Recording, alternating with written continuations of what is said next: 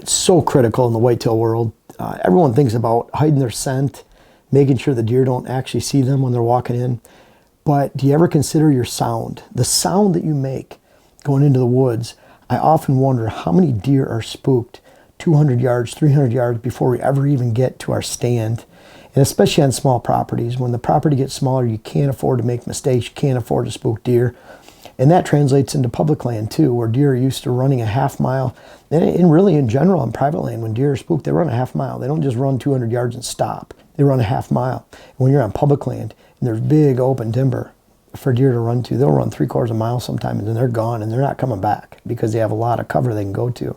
So making sure the amount of sound that you make going to and from your stands is critical. I'm going to give you a few examples of this, but I'm going to start out with one thing I really want you guys to do if you're my neighbors, and something I've heard of for years is one way to get rid of the sound is there's a fad out there, and we'll start with the main serious points after this, but I encourage you, if you're my neighbor, to do this, is to go out and blow all the leaves and sticks off your trails the end of October, because you can't do it until after the leaves fall. So here in southwest Wisconsin, our leaves are dropping with heavy winds and rain towards the end of October. In the UP of Michigan, northern areas, that can be early October. And in most areas, you're looking at middle of October where leaves are falling. So that means if you're blowing them off to your trails, you have to go in there the third week of October, the last week of October, and blow all your leaves off the trail. And boy, if you're my neighbor, I hope you're doing that, because it's not that I don't want you to shoot something and have fun hunting, but you're going to push a lot of bucks and a lot of deer over onto the properties I hunt, because we are not doing that. A lot of people ask about crunchy snow, crunchy leaves, the closer you get to a stand, the quieter you become. It's amazing how quiet you can be when walking through crunchy leaves or snow, simply by walking heel to toe, slowly rolling your foot over, and then putting your foot down before you pick up your foot, so that it's a constant slow roll through the leaves and debris. You make a lot less noise, and really in the end, a sharp crack of a stick will go a lot further. I know when I hear a sharp crack of a stick, I know it's a larger mammal coming. And then also deer, they know the same thing. So that's something I do clean my paths from, but that's during the summertime, just throwing sticks out of the way, making sure I can get through there without breaking sticks over. And that eliminates a lot of noise. And if you're going through goldenrod, ragweed, you can eliminate a lot of that by simply spraying during the summer or cutting it down with a DR brush trimmer, some type of mower, handheld line trimmer with a beaver blade on it. And you can mow out those trails so you can be dead quiet on the way in, the way out, and don't worry about those leaves, crunchy snow. Just take your time, add another 10 minutes to your walk in, and as the closer you get to your stand, you really want to stalk your stand, and you're really looking at it like there's a deer right behind your stand. You're just trying to stalk into that stand, be very quiet, and you can do it. It just takes a few extra minutes. Now the first one, if you have ridges, use them. Ridges are incredible. I mean, your cell phone signal sometimes can't get through, let alone a two-way radio. They're almost impossible to get through lots of earth. At the same time, your sound doesn't get through that. Could be berms that are around your food plots, could be a berm that you put on the front of your land, or it could be actual ridges where you're walking behind, and that's what we do out here. And I'd say 50% of the whitetail properties I go to across the country have some type of roll, some type of hill. So imagine your feet below that top of the ridge, you're accessing a stand or blind location on the other side. Just because that ridge is there, you can keep your sound from transferring over that.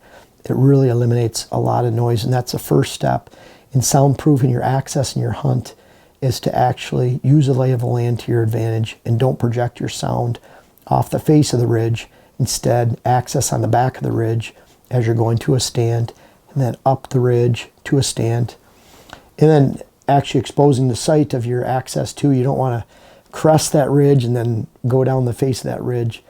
You're not only projecting your sound, but you're projecting the site and making it easier for the deer to see you. But definitely use the ridge, the lay of the land, elevation of the land, topography to hide your access and noise. That works great on public land, because in public land we're not manicuring trails and making access routes and trails to your stand. So really coming in on the downhill side and then accessing up and over that ridge to get your stand. That's a number one way to soundproof. Number one in this order, not necessarily in order of importance. Great way to hide your sound when you're accessing a stand. Number two, your gear. And by gear, I mean clothing, boots, backpacks. I can't stand backpacks that have snaps. You know, Velcro's okay because you can at least go really, really slow at times. But boy, when you have snaps and buckles and zippers, they can be terrible. Zippers, you can quiet down a little bit too. Noisy clothes. Deer clothes make a lot of noise when you're against a tree, when you're against tree bark. Sitka has gone through great lengths with their clothing to take the sound out of the hunt with their clothing. Their latest line of Fanatic series cut the noise in half, 50% the level it was before. And so deer have to be half the distance in order to hear that clothing moving around. So there's some companies out there that take great care in the clothing and making sure you're quiet. Can you pull your bow back with whisper quiet?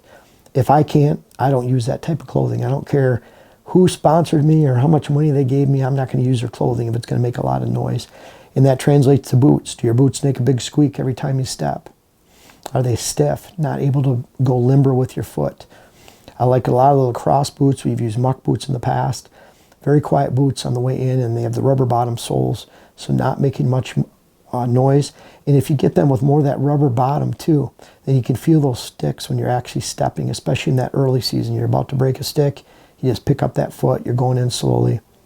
Gear is so important. And you can really stretch that to hats, face masks if you're rubbing against a tree.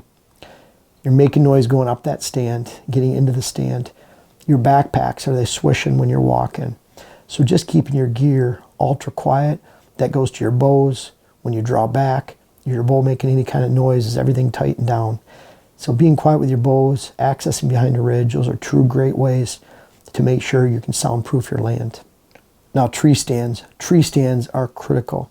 If you have loud tree stands, and this goes to using climbing stands on private land, small private parcels, they just don't fit. Now some people, that's all they have. You know, if that's all you have, no problem. I accumulated my stands by Christmas presents, birthday presents, accumulating a few at a time over the years and adding to those. Quality is better than quantity. The quality stands will last 3 to 4 times longer. We use the family tradition stands, or what I believe are the highest quality, quietest stands on the market, or I wouldn't be using them. And they're USA made right in Charlotte, Michigan. Extremely quiet stands, a ladder going up to them, the hang-on stands, their ladder stands, their tripod stands, all dead quiet, high materials. They are heavy for that, but simply using quiet stands. How many stands, a climber stand, if I use that on the 30 acres I hunt, I believe that depending on where that's located, I can clear off the entire 30 acres of cover just by using a climbing stand, just by this slight little scrape against a tree, let alone the setup down at the base, and then leaving all my scent around at the base of the tree to even put up that setup. That's another thing. I want to just get to that 20-foot ladder. I want to put my hands up as high as possible and climb right up with no sound and be very, very quiet so that the deer that's 50 yards away, maybe they see me, maybe they even smell me if I'm not careful with my scent, but they're not going to hear me getting in. One of the tests I like to use with your gear, with your stands, getting into that stand, if you have a hunting buddy that's standing 20 yards away with his back to you, can you walk slowly to that stand, climb up into that stand and get into that stand without your buddy ever knowing that you actually got into that stand? That's how quiet I want my gear to be. I want to be able to walk slow to that stand and certainly want to be able to climb to that stand. And fourth, you got ridges, making sure you get those sticks out. You have quiet gear, you have quiet stands, but certainly quiet blinds, getting in and out of those blinds as your blind door squeak. I see a lot of really nice blinds on top of wood ladders and wood stairways to get in. When those stairways are icy and snowy, they make a lot of noise getting into those stands, and they could really hurt a lot of hunts before you even start by projecting your noise for sometimes several hundred yards out on the land before you ever get into that blind. Quiet doors, making sure you're not bumping your guns on the inside, taking great care not to project those unnatural noises from a blind or tree stand out onto your property. And certainly small properties, climbing stands, they don't mix. I actually use climbers out on public land. It's a little bit different story out there. I don't have quiet areas to get in. I'm trying to use the lay of the land, just pop up, climb up in a stand. It's what you have to go to, a limiting factor. But even then, you're going and taking your time and going in. And finally, the fifth, a lot of people don't realize, switchgrass. Conifers for screening around food plots, filling in open areas with switchgrass and conifers, even areas you expect deer to bed in. When you have dense cover like conifers or switchgrass, they can really keep you from projecting your noise across the entire property. They soak up noise, kind of like this room right here. It was pretty hollow sounding before we had the furniture in here. There's a bed, day bed down there, couch, chair. We put carpet in here, padding in the carpet. Really quiets and makes sure that our voice isn't echoing around here. You can imagine the opposite of that is just a big stand of hardwoods. That's an echo chamber for your noise being transferred in and out of that. Lines of switchgrass for screening around food plots, conifer lines. They all act like this furniture in this room to absorb sound and not let it transfer through your property. And that can be a great way, especially when you're filling in pockets with diverse habitat, a switchgrass, conifer on your land, conifer back in bedding areas after you create hardwood cuttings, can really lower the sound that transfers through the property. And that's a fifth and great way to soundproof your land. And I'll throw a sixth one in there. You know, we threw the first one in there. Definitely don't blow your leaves off that third, fourth week of October. That's kind of a fad. Lastly, I'll leave you with this, and I leave you with this a lot. Get rid of the stinking ATVs to access your hunting land. A lot of hunts are ruined, especially for mature bucks. There's those 5-10% exceptions in the fantasy land state, certain areas where there's not a lot of hunting pressure. But in 90%, 95% of all lands, if you're using an ATV regularly to hunt your land, you're not going to have mature bucks. You're not going to have the oldest bucks in the neighborhood living on your land. And if you can tell me that you've shot the oldest bucks in the neighborhood for the last, 80% of the time over the last 10 years and you're using an ATV, you are the exception, the extreme exception, and not the rule. We love our Quiet Cat bikes for getting on and off the property, whether it's changing cards during the off season for trail cameras. We're doing scouting, we're shooting videos. Right now, when there's about a foot of snow on the ground and it's cold and it's blowing, we can't wait to use the Quiet Cats going into the spring and summer this year. And we're actually making some trails so we can get onto the land at least halfway on one of the lands we hunt, and all our lands using the Quiet Cats, either all over the land or halfway on the land. I have a lot of clients that buy those, and they love them for accessing their land quickly and quietly, and oh, by the way, having a lot of fun, and you don't get the stinky residue from the ATVs.